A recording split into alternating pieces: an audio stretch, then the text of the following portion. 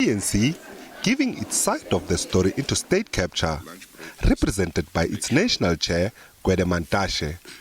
Mantashe was the party's Secretary General during state capture.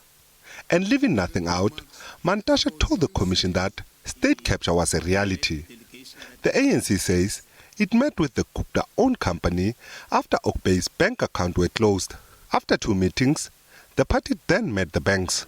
Mantashe testified that Oakbay wanted the ANC to exert pressure on the banks to reopen the company's account so it could pay its employees. The ANC was implicated by the bank's representatives who testified that the party summoned the banks to its head office to explain the closing of Oakbay accounts. The issue of the closure of the bank accounts of Oakbay in particular was a topical matter which was in the public domain.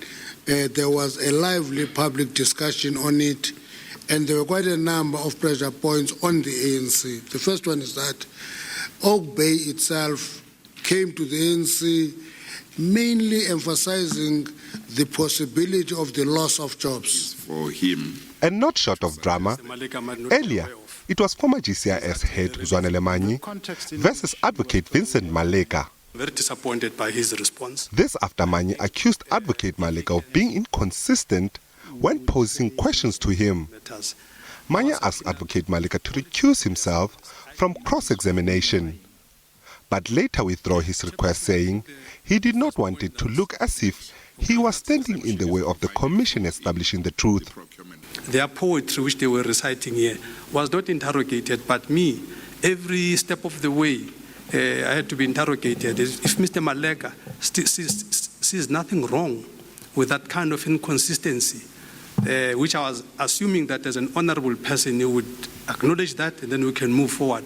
I can't move forward then, Chairperson, with a person who cannot admit when something is so blatantly wrong. So I request that he must recuse himself, and any member of the other legal team can continue from where he left off. Meanwhile, Advocate Maleka cautioned the commission to be careful in considering Manyi's request, saying it would set a precedent that would allow witnesses to choose who could question them.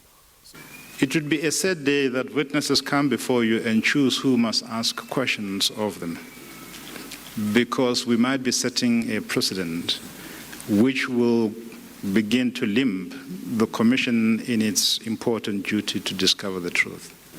For those 2 reasons, I would ask you to seriously consider the utility of an application for recusal. On Wednesday, the Commission will hear from former Mineral Resources Minister Ngwako Ramatlhodi. Ntlanhla Khatlhane, SABC News, Johannesburg.